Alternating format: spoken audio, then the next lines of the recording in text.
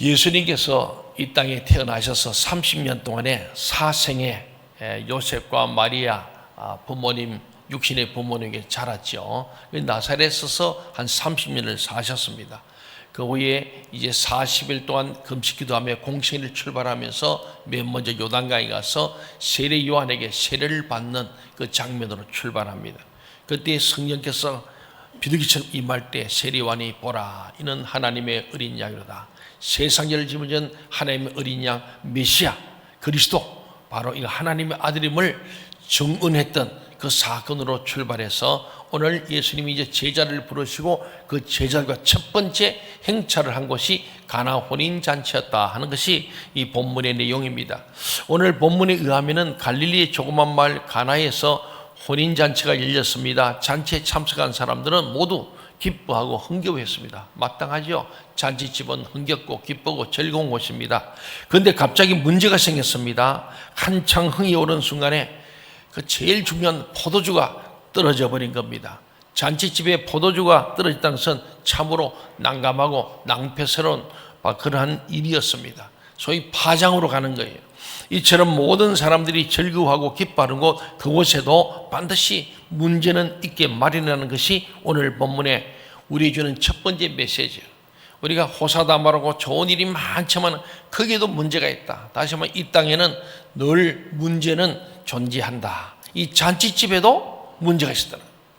제가 가끔 결혼식 주례를 하게 되고 또 결혼을 하는 사람들 이렇게 먼저 만나게 됩니다만은, 결혼식장에 아름답게 신랑 신부 들어오는 그 순간까지 많은 우여곡절을 다 경험하고 들어오는 거예요. 그렇듯이 이 잔치집은 진짜 좋은 기쁨의 날인데 여기 이제 문제가 생긴다는 것은 우리 인생에도 기쁘고 좋은 일 가운데 호사다마라고 거기도 문제가 일어난다 하는 것을 오늘 우리 보여줍니다. 잔치날에는 사람들이 많이 모입니다. 그 중에서도 유대인의 혼인잔치는 특별히 유별났어요. 우리는 결혼식 한낮이면 끝납니다. 그렇죠? 예. 조금 멀리 가기 피로인 해가지고 한 이틀 이렇게 되죠. 피로인 따라하고 또 이제 결혼식 합니다만은, 이 유대 나라에는 잔치가 일주일입니다. 최소한 가난해도 일주일 동안 잔치를 벌려요. 그러니까 일주일 동안 손님을 접대하니까 음식도 많이 필요하고 포도주도 많아야 될 겁니다. 또 좀 부자들은 2주간 해요. 그 유대인들은 이 결혼식이 대단한 거예요. 일주일 내내 부어라 마시라 하고 즐거워하고, 좀 돈 있는 사람들은 2주간씩 하는 것이 상례였습니다. 그 기간 동안 해당 마을뿐만 아니라 인근 마을 사람들까지 함께 모여서 온통 잔치 분위기를 마음껏 즐기곤 했습니다. 오늘 본문 속 가나 혼인 잔치집에도 인근 각지로서 수많은 사람들이 운집해 있습니다. 그러나 바로 그곳에서 문제가 발생한 거예요. 사람이 많다고 사람의 문제가 저절로 해결되는 것은 아니다 하는 겁니다. 여기는 각종 여러 부류의 사람이 왔겠죠. 그런데 그 많은 사람이 있어도 이 문제를 해결할 사람은 없었다. 사람이 많다고 해서 사람의 문제가 저절로 해결되는 것은 아니다. 이게 두 번째 오늘 메시지. 잔치집에도 문제가 있다. 아주 우리가 잘 될 때도 호사다마라고 문제가 있고, 또 사람이 많다고 해서 해결 다 되는 건 아니다 하는 메시지를 얻을 수 있습니다. 잔칫날의 기쁨과 흥겨움으로 해결할 수 없는 문제, 사람의 수로도 풀 수 없는 문제, 그러나 그 문제는 어떻게 해결되냐? 예수 그리스도에 종식된다는 사실입니다. 문제를 푸시는 분은 예수님이다 하는 것이 세 번째 메시지입니다. 인간의 능력이 끝나는 곳, 바로 그곳에서부터 주님의 능력이 시작된다는 것, 이것이 오늘 본문에 주는 세 번째 메시지다. 우리가 설교나서 메시지라고 하잖아요. 거기서 얻는 우리의 교훈, 우리의 주님의 말씀, 미닝, 의미를 잘 찾는 거죠. 가나 혼인잔치집에는 인근 나사렛에 사시던 예수님도 초청을 받고 오면서 또 제자들도 같이 데려와 있습니다. 그리고 주님께서 항아리의 맹물을 포도주로 변화시켜서 주심으로 잔치집의 문제는 일거에 해결되었습니다. 이것은 이 땅에 오신 주님께서 베푸신 처음 표적이었습니다. 대체 어떻게 맹물이 포도주로 바뀔 수 있는 것입니까? 그것은 주님의 능력이 이 천지를 창조하신 하나님의 능력이었기 때문에 가능하다, 그런 말씀이에요. 아멘. 믿습니까? 아멘. 예. 맹물을 포도주로 만드시는 창조의 능력, 이 창조의 능력 앞에서는 그 무엇도 문제가 될 수 없다는 거예요. 그래서 예수님은 누구신가?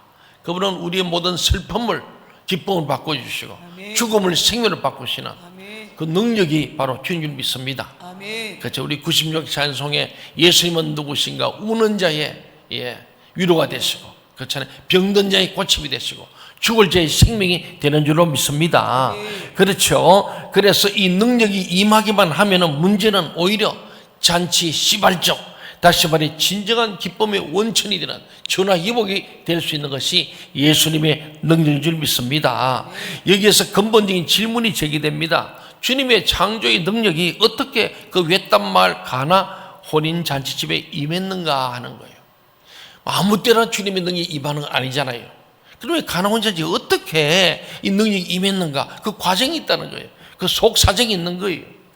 첫째는 주님을 알고 주님의 능력을 믿는 자가 있었기 때문에 믿음이 있는 곳에 믿음 역사했는 거예요. 그래서 우리가 병자할 때 네 믿음대로 될지다 그랬잖아요. 믿음이 없으면은 믿음의 역사는 없습니다. 그리고 예수님을 알고 그분의 능력을 아는 사람이 있었다 하는 사실이 첫 번째입니다. 오늘 저와 여러분이 예수님을 확실히 믿고 그분의 능력을 믿으시길 바랍니다. 아멘. 그게 기적의 출발이란 거죠. 그곳에 모인 무리들 중에 주님이 누구신지 제대로 아는 사람은 그 많은 잔치집과 손님들 중에 없어요. 그냥 나사렛 예수, 그 목수의 아들 요셉 아들 아니요. 마리아도 엄마도 와 있잖아요. 요셉은 없어요. 아마 이때는 요셉이 죽었던 것 같아요. 없었어요. 그러니까 어머니하고 예수님과 제자들하고 같이 온 거죠. 그런데 이 제자들도 이제 예수님의 사역 초기니까 예수님의 어떤 능력을 못 본 거예요. 그러니까 이제 포도주 떨어지는 해결할 자가 예수님이라고 해서는 아무 생각 못 했어요. 딱 한 사람만 이 포도주 문제 해결할 분이 계시다는 것을 알고 있는 분이 있었어요. 누굴까요? 마리아. 에? 어머니 마리아. 예, 어머니 마리아였습니다. 마리아는 주님께서 남자를 전혀 알지 못하던 처녀인 자신의 몸 속에서 성령님의 능력으로 잉태되었기에 그분의 하나님의 아들이신 줄 이미 알고, 자기가 낳은 아들, 아기 피덩이 같은 이 아이들이 쭉 커왔지만 저 사람은 내 육신을 빌릴 뿐이지 진짜는 하나님의 아들이다. 예, 사람들이 볼 때는 마리아의 아들로 알고 있지만 마리아는 하나님의 아들 이 메시아임을 알고 있었습니다. 또 하나님 아들이심을 알았기 때문에 주님과 주님의 능력을 온전히 믿고 주님께 포도주가 바닥난 잔치집의 문제를 해결해 줄 것을 요청한 겁니다. 마리아의 주님에 대한 믿음, 주님의 능력에 대한 확신이 어느 인간도 해결할 수 없는 인간의 문제를 해결하는 실마리가 되었습니다. 이것이 참 중요합니다. 우리 중에 문제 있을 때 진짜 주님의 능력을 믿는 자가 중요한 거예요. 배가 파선을 했을 때 유라굴로호를 만났던 아므라무떼호가 그때 바울이잖아요. 그 중에 다 그냥 망했다, 죽었다 막 그래서 자기를 하려고 그러고 도망가려고 이럴 때 바울 사도는 하나님께서 음성을 듣잖아요. 예, 구원의 여망이 끊어진 가운데서도 여러분 하나님께 반드시 우리 한 사람도 죽지 않게 할 것이고 우리를 반드시 살릴 것이다. 염려하지 말고 밥을 먹어라. 그 나머지 모든 필요는 버리자. 예, 그랬지 않습니까? 그게 뭐냐면 믿음 있는 사람, 한 사람이 중요한 거예요. 예. 오늘 이 마리아는 주님에 대한 믿음과 주님의 능력에 대한 확신이 있었기 때문에 인간의 문제를 해결하는 이 잔치집 가나 혼잔치, 이 외딴 마을에 이 문제를 해결할 실마리, 가능성, 마중물 역할을 했습니다. 이것이 중요합니다. 오직 믿음만이 주님과의 관계를 가능케 하는 원동력이요, 우리의 삶 속에 주님의 능력을 꽃피우는 터전이 됩니다. 아멘. 여러분 이 믿음이 있어지길 바랍니다. 아멘. 믿음이 중요합니다. 믿음이 이깁니다. 예, 믿음이 정말 중요한 거예요. 믿음이 없으면은 우리는 아무것도 못합니다. 두 번째로 그곳에는 주님의 말씀에 대한 순종이 있었습니다.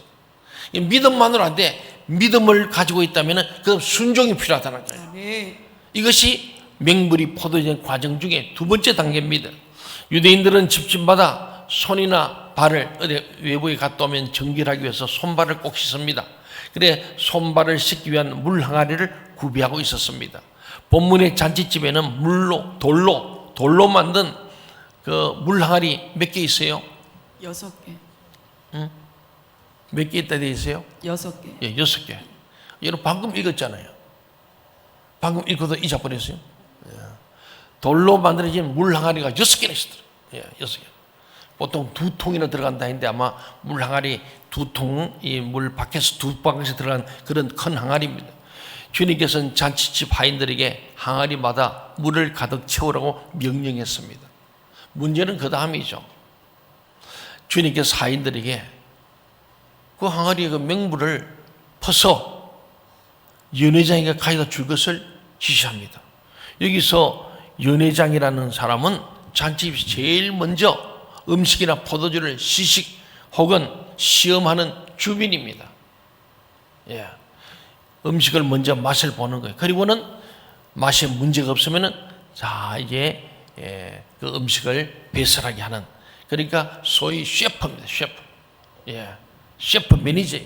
그러니까 연회장한테 이제 갖다 주면은 주라 그러는데 이게 맹물이 뻔한데 이걸 갖다 줘가지고 하인들이 이 연회장한테 혼만 달리라 알겠습니까? 물을 갖다 주는데 물 갖다 주면 뭐야? 포도주 필요한데. 여기가 굉장히 중요한 부분입니다. 믿음이 있어도 진짜 믿음 있는 사람은 순종으로 이어지는 거예요. 아멘. 근데 믿음은 마리아의 믿음이었지 하인들 믿음이 아니거든. 근데 순종은 누가 했냐? 하인들이 해야 되는 거예요. 이게 문제지 않습니까? 여기서부터 문제였습니다. 연회장으로부터 호통당할 것이 뻔한 일이었습니다. 그러나 하인들은 두말 없이 순종했다는 거예요. 이게 중요한 거예요. 두말 없이 순종했다는 거예요. 포도주 꺼내서 지금 잠치가 중단되고 파장 분위기를 다시 살리는 것은 믿음과 순종이 어우러질 때에 물이 변하여 포도주가 된 줄로 믿습니다. 네. 그렇잖아요. 그래서 하인들이 두 말을 순종했어요. 논리적으로 이해할 수는 없었지만은 합리적으로 납득되지는 않았지만 오늘 현대인들은요 논리 안 맞으면 안 들려 그래요. 아무리 주님 말씀해도 자기 생각을 논리로 하게 그건 안 맞는데 합리적이지 않다. 그건 비논리적 비합리다. 그러고는 마이웨이 해버려요. 그건 순종이 없는 거예요. 오늘 시대에 기적이 없는 것은 믿음도 없고 순종도 없고 그런 기적은 안 일어난다. 믿음이 있는데 그 믿음에 따른 순종이 나아갈 때에 하나님의 놀라운 역사가 일어났음을 오늘 가나 혼자는 우리에게 잘 보여주고 있습니다. 사랑하는 여러분, 오늘 논리지 않고 합리지 않는 물을 그냥 떠다 주라 한데 이건 말이 안 되는 소리예요. 그러나 믿음으로 순종했을 때 연회장에 갔다가 시험하러 가는 중에 물이 변하여 포도주로 변했습니다. 아멘. 할렐루야. 아멘. 예. 그저 그런 포도주가 아니라 연회장이 딱 시험 맛을 보니까 깜짝 놀랄 정도의 고급 포도주였습니다. 그저 좋은 포도주다. 처음 나보다 훨씬 더 좋은 포도주. 아주 최고 고급 포도주라는 거예요. 우리가 정령 주님을 알고 주님의 능력을 믿는다면 우리의 믿음은 언제 어디서나 주님의 말씀에 대한 온전한 순종으로 드러나야 합니다. 아멘. 순종이 참 중요해요. 온전한 순종. 이는 조건도 없고 대꾸도 달지 않는 겁니다. 예, 말씀에 대한 순종이 배제된 믿음은 자기 신념일 뿐 어떤 경우에도 참 믿음일 수는 없습니다. 자기 신념은 믿음이 아니에요. 신념과 믿음은 전혀 달라요. 믿음은 바랄 수 없는 바라는 것이고, 예, 보지 못한 것들이 증거입니다. 아멘. 예, 바라는 것들이 실상이에요. 합리적 논리지 않습니다. 보지 않은 것을 믿으라는 거예요. 그게 믿음이죠. 예. 근데 자기 신념은 자기를 믿는 거죠. 이게 말하는 믿음은 주님을 믿는 거예요. 아멘. 우리는 누구를 믿습니까? 하나님 믿는 거예요. 아멘. 나를 믿는 사람은 교회 오지 않습니다. 주님을 믿는 사람이 오잖아요. 그럼 주님을 믿으면은 주님 말씀에 순종해야 되는 거예요. 아멘. 주님을 믿는데 자기 신념대로 사는 사람이 많습니다. 자기 논리로 살려 그래요. 그래서 교회에서 트러블 메이커가 되는 거예요. 주님을 믿는다 그러는데 주님 말씀에 순종하고 자기 신념을 가지고 믿으려고 그래요. 그런 참 믿음이 아니죠. 그러므로 주님을 믿는 우리는 말씀 안에서 진실하고 정직해야 됩니다. 아멘. 주님을 진실로 믿어야 되고 정직하게 믿어야 합니다. 아멘. 그때만 천지를 창조하신 주님의 능력이 우리의 삶을 통해 역사하게 되는 거예요. 아멘.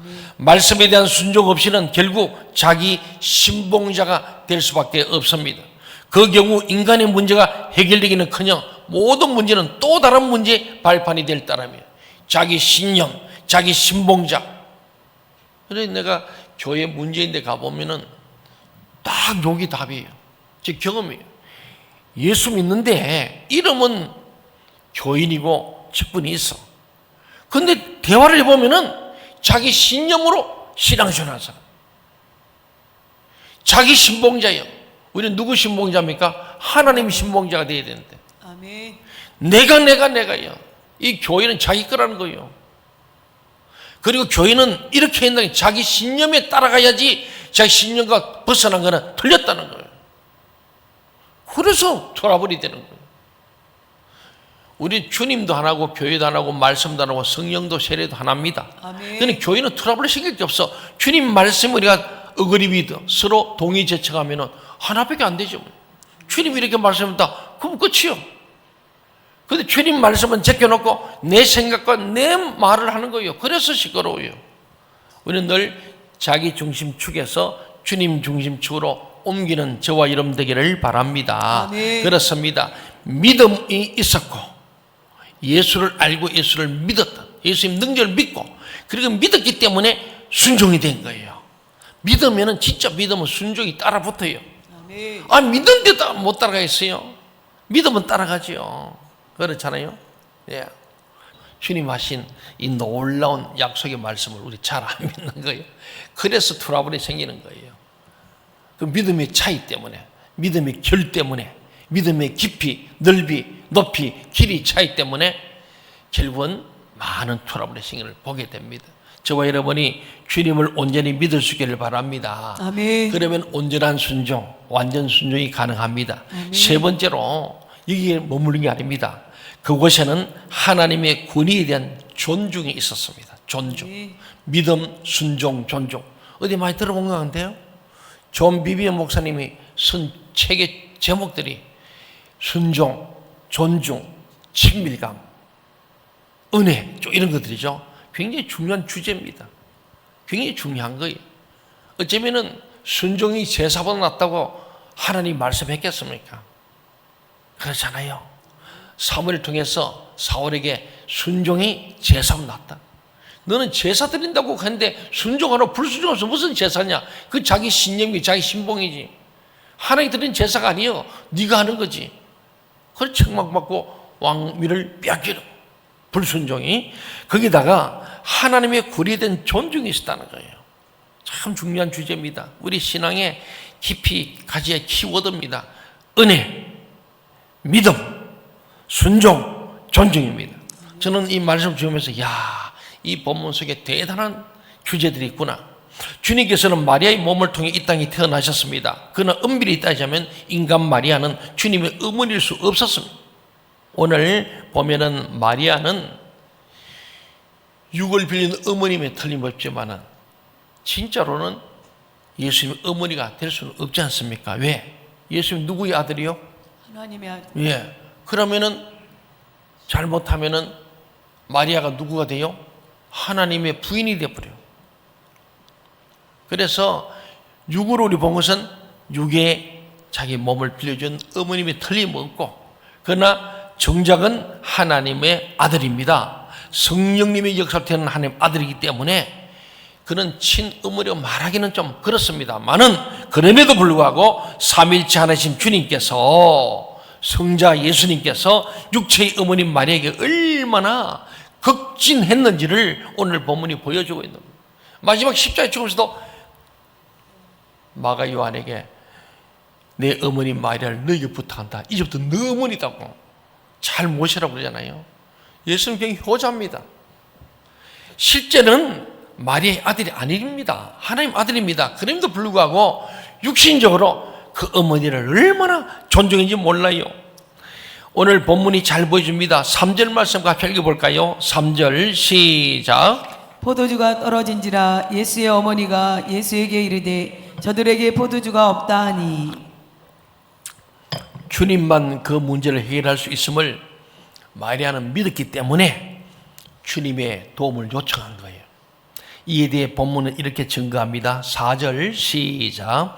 예수께서 이르시되 여자여 나와 무슨 상관이 있나이까 내 때가 아직 이르지 아니하였나이다. 예, 주님께서 마리아를 여자라 불렀어요. 우리가 보기에는 아유 예수님이 어머니를 여자라 부르다니, 우리가 자기 어머니가 여자여 이래 안 하잖아요. 그런데 이 호칭은 우리에게는 생소하지만 2000년 전 헬라어로 여자라고 하는 귀네라는 거예요. 귀는 굉장히 귀부인, 그 여인에 대한 최고의 존칭이 귀네입니다. 여자여 하는 것 같지만 귀네는 아주 존경하고 위대한 여인, 아주 고귀한 분임을, 귀부인임을 표현하는 거예요. 그 어머니에 대한 주님의 태도가 일반인보다 훨씬 더 극진했음을 의미하는 거예요. 그 마리아를 굉장히 높여서 존칭어를 쓴 것이 여자여, 귀네라는 말입니다. 주님께서는 마리아에게 자신의 때가 아직 이르지 않았다고 또 말씀했어요. 아니고 여자여 나와 무슨 상관이 있나이까? 내 때가 아직 이르. 내가 공생을 시작하는 처음 표적, 내가 메시아임을 알리는 표적은 지금 여기서 행할 때가 아닙니다.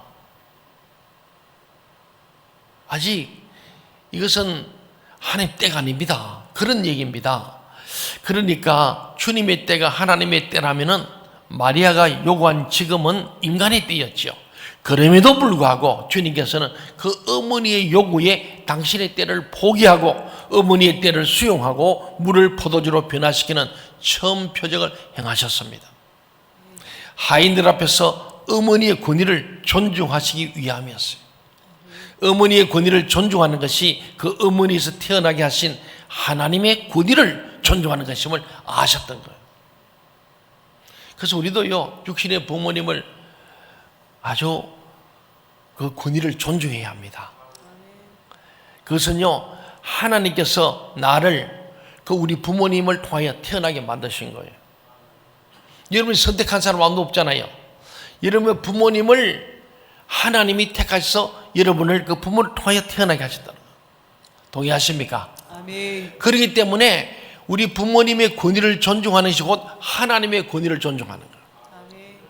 예, 나의 출생의 모든 정권은 하나님겠지, 내가 어디 태어나고 싶고 뭐 하고 싶다고 태어날 수 있는 게 아니잖아요. 하나님의 생명권에 의해서 우리에게 부모님이 선택되고 그들을 통하여 우리가 태어난다. 그러므로 하나님을 인정한다면 부모님의 권위를 마땅히 인정해야 합니다. 아멘. 그래서 제가 이제 그러잖아요. 우리 부모님의 유무식, 예, 소유의 다과에 관계없습니다. 하나님께서 내게 주신 부모님이에요. 하나님의 권위를 인정하는 것이 부모의 권위를 인정하는 거예요. 하나님의 대리자로 부모님을 세워나고, 그래서 기독교에는 효자가 되는 거예요. 효자, 효녀가 마땅한 거예요. 예, 그 부모가 어떠하든 간에 오늘 예수님께서 그걸 잘 보여주는 겁니다. 아직 내 때가, 아버지 때가 이르지 않았다. 그러면 난 못하는데, 그래도 어머니를 존중하는 것이 곧 하나님의 권위를 존중함으로 하나님의 뜻이 되어져서 물을 포도주로 만드는 놀라운 역사를 통해서 그 육신의 어머니 마리아를 모든 하인들과 그 하객들 앞에서 어머니의 권위를 존중하는 예수님 모습을 보여주는 거예요. 잔치집에 포도주가 떨어진 것을 안 마리아는 주님께 포도주를 만들어 주시기를 직접 요청하지는 않았습니다. 단지 저희에게 포도주가 없다는 사실을 알렸을 뿐이에요. 주님의 도움을 간접적으로 요청한 것이었습니다. 주님의 답변에 대한 마리아의 반응은 다음과 같습니다. 그렇잖아요. 나와 무슨 상관이 있습니까? 내 때가 아직 이르지 아니하였나이다. 거절 같아요. 그런데도 마리아는 그에 대해서 섭섭해하거나 화를 내거나 거기서 포기하지 않고 그의 반응을 보시고 5절 한번 읽어볼까요? 우리 요한복음 2장 5절 시작. 그의 어머니가 하인들에게 이르되 너희에게 무슨 말씀을 하시든지 그대로 하라 하니라. 무슨 말씀을 하든지 뭐라고 하든지 간에. 고린도전서 10장 31절에 보면 바울이 그럽니다. 너희가 먹든지 마시든지 무엇을 하든지 다 하나님의 영광을 위하여 하라. 아멘. 그 먹든지 마시든지 무슨 일이든지 다 everything 어떤 일에도 하나님의 영광이 되어야 한다. 아멘. 아무리 신념 있고 우리가 논리적으로 합리적으로 생각해서 이거는 막 좋다 할지라도 그 모든 것이 하나님의 영광이 안 되면 하지 말라는 겁니다. 무엇이든 다 합니다. 오늘 보니까 뭘 하든지 무엇이라고 하든지 무슨 말씀 하든지 그대로 하라. 이유 대꾸 달지 말고 그냥 순종해라. 그런 말이에요. 100% 순종해라. 논리 안 맞고 합리지 않을지라도 대꾸 달지 말고 그냥 그대로 하라. 마리아는 주님이 아닌 하인들에게 주님의 지시를 쫓아서 명령했습니다. 하인들 앞에서 아들의 권위를 존중하기 위함이었죠.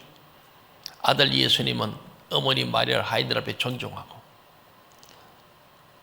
또 어머니는 아들이지만은 그 주님을 존중하라. 서로 권위를 인정하는 모습을 봅니다. 이번에도 마리아는 주님께 간접적으로 도움을 요청했습니다. 자신의 아들이긴 하지만은 동시에 하나님의 아들이시기에 아들의 권위를 존중하는 것이 곧 누구의 권위를? 하나님의 권위를 존중하는 것임을 알았기 때문에 아멘. 우리 이걸 알아야 돼. 항상 그 배우 있는 하나님 봐야 돼. 아멘. 한번 옆 사람 한번 쳐다보세요. 어떻게 생겼어요? 네. 한번 따라합시다. 하나님의 형상입니다. 하나님의 형상입니다. 남녀노소 관계없이 다 저와 여러분이 하나님 형상이에요. 아멘. 동의하십니까? 아멘. 예. 모든 사람 그 뒤에 계시는 하나님을 봐야 돼요. 그게 바로 오늘 마리아와 예수님이 서로 본 거예요. 예. 마리아는 예수님 그 배우에 계신 하나님 아버지, 하나님이 아버지고 그의 아들 예수를 보면서 그 뒤에 있는 하나님의 그 아버지 권위를 존중하는 거예요. 예수님은 육신의 어머니지만 그 어머니의 권위를 존중하는 것이 하나님이 마리아를 택해서 그를 통하여 태어나기 때문에 마리아의 권위 뒤에 하나님의 권위가 있음을 서로 존중하는 거예요. 이것이 오늘 기적의 큰 바로 모티브였음을 우리가 깨달아야 할 줄 믿습니다. 진정으로 하나님을 믿는다면 하나님의 권위를 존중하는 자가 되어야 합니다. 아멘. 하나님을 믿는다면서도 하나님의 권위보다 자신의 권위를 앞세운다면 그런 자의 믿음이란 자기 도취일 뿐이고 자기 도취를 통해서는 결코 하나님의 능력이 드러나지 않습니다. 하나님의 역사는 하나님의 권위를 존중하는 자의 삶을 통해 이루어집니다. 아멘. 사랑하는 교회 여러분, 주님을 아는 것에 그치지 말고 주님의 능력을 온전히 믿으십시오. 아멘. 주님의 말씀에 온전히 순종하십시오. 아멘. 삶의 전반에 걸쳐 하나님의 권위를 존중하십시오. 우리의 삶은 흥겨운 잔치집처럼 될 줄로 믿습니다. 아멘. 예, 순종하고 권위를 존중하면은 도망자가 되거나 부끄러운 자가 아니고 우리가 뭔가 숨을 일이 없이 당당하게 기쁨과 즐거움이 넘치고 하나님 앞에나 사람 앞에 부끄럽지 않은 저와 여러분이 되어서 맹물과도 같던 우리 인생을 주님께서 친히 생명의 포도주로 성화시켜 줄 줄로 믿습니다. 아멘. 우리 삶이 기쁘고 즐거운 주님 앞에 믿음과 순종과 존중으로 항상 기뻐하고 쉬마 기도하고 범사에 감사하는, 그래서 주일마다 예배할 때마다 잔치집이 되고 기쁨이 되기를 간절히 소원합니다. 아멘.